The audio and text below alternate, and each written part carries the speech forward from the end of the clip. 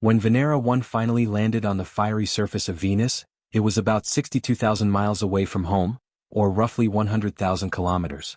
Unfortunately, it couldn't send any data back to the Soviets. We might call Venera 1 a bit of a flop since it didn't achieve its intended mission, but even in the modern era, you've got to give it credit for embarking on such a daring voyage into the great unknown. This was all before the successful missions of Venera came into play, rewriting the history books of space exploration. At that point, the knowledge about Venus's atmosphere was quite limited, which posed a significant challenge for missions like Venera 2. This lack of information likely contributed to Venera 2's inability to achieve remarkable success. The mission followed a similar design to its predecessor, with the goal of conducting a flyby of Venus, recording critical data and transmitting it back to Earth. The launch of Venera 2 on November 12, 1965, was met with high expectations. It successfully completed its flyby around Venus on February 27, 1966, coming within about 15,000 miles of the planet, which was an improvement over previous attempts. However, despite this progress, Venera 2 encountered a familiar problem. A malfunction in the radiator system caused overheating, leading to a loss of trajectory. Sadly, on March 4, 1966, the mission was declared lost due to the absence of any viable data. The Soviet scientists quickly recognized the urgency of resolving the overheating issue for the upcoming missions, namely Venera 3 through Venera 6, all planned for the end of 1966. The earlier missions, including Venera 3, had already provided valuable insights into the harsh conditions of Venus. These insights prompted necessary modifications to the design of the subsequent probes. Although Venera 3 was intended to make a smooth landing, it ended up crashing into the planet, marking yet another setback for the USSR's Venus exploration efforts. Despite the numerous challenges, the Soviet Space Agency remained unwavering in its resolve to succeed. Their persistence would eventually bear fruit, though not in the conventional sense.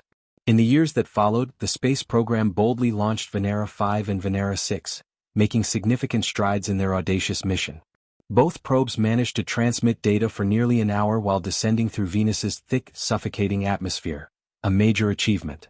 The data gathered unveiled the full scope of the planet's atmospheric composition. Regrettably, it also confirmed what many had suspected. Venus was indeed a hellish planet.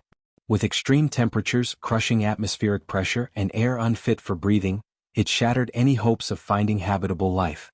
However, this didn't deter the Soviet fascination with Venus. Even after acknowledging the planet's inhospitability, the USSR could not abandon its obsession with Venus. Classified documents and hidden snapshots from the Venera missions reveal a remarkable shift in the Soviet Space Agency's goals. It appears that after Venera 5, the Soviets had all but abandoned their search for life on Venus, but they redirected their focus toward uncovering the potential for extraterrestrial life forms on the mysterious planet. Their understanding of Venus surpassed ours until 2021, when new advancements in our knowledge of Venus and the possibility of alien life had barely begun to catch up.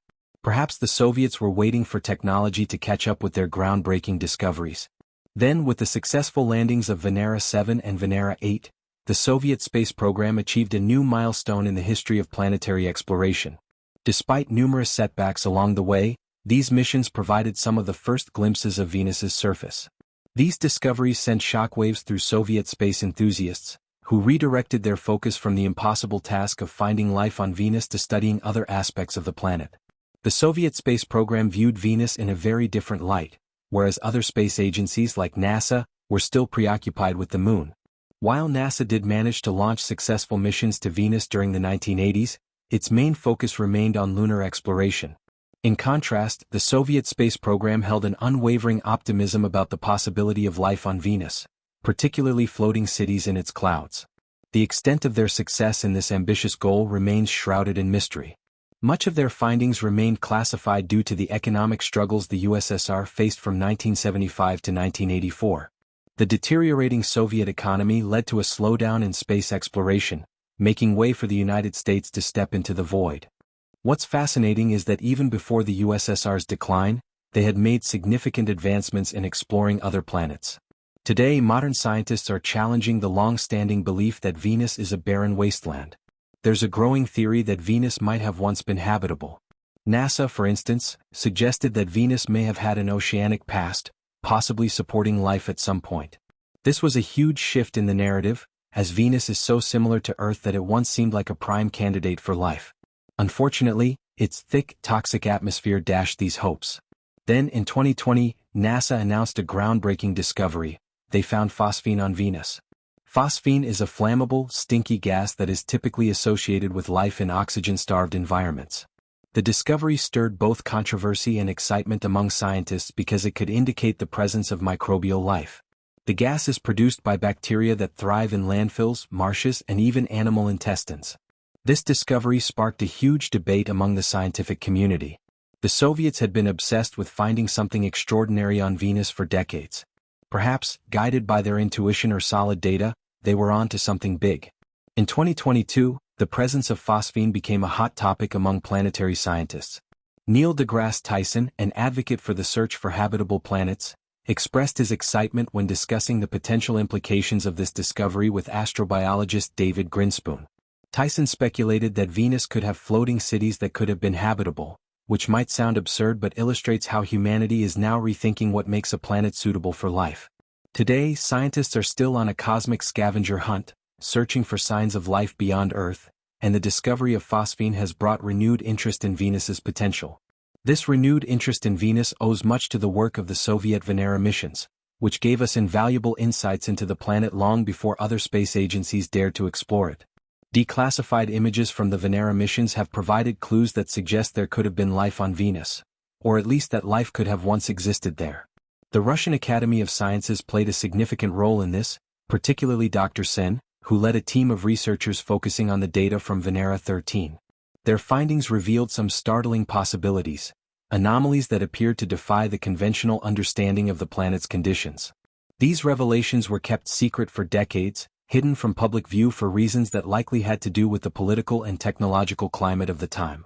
The Venera 13 mission was particularly noteworthy. It didn't just land on Venus's surface, it captured high-resolution images of its surface, providing a glimpse of a world that, until then, had been an enigma. A meticulous review of these images revealed several oddities, objects that appeared to change in size and shape depending on the angle and lighting. Among these anomalies were three distinct objects. The first resembled a disk, and it seemed to react to temperature and pressure fluctuations, almost as if it were alive. The second was less defined but showed a peculiar movement. This discovery set off a new wave of speculation that Venus may not be the desolate wasteland it appeared to be but rather a world full of mysteries waiting to be uncovered. Despite the harsh conditions of Venus, it's clear that the Soviet Union's work in exploring the planet laid a foundation for many of the scientific breakthroughs that followed. While the physical evidence of life on Venus remains elusive, the discoveries made by the Venera missions have opened new avenues for research and speculation. Could Venus have harbored life in the past? Or could it still harbor traces of life in its upper atmosphere? The debate continues, but one thing is certain. The Venera missions were a pivotal moment in our understanding of one of the most inhospitable places in our solar system.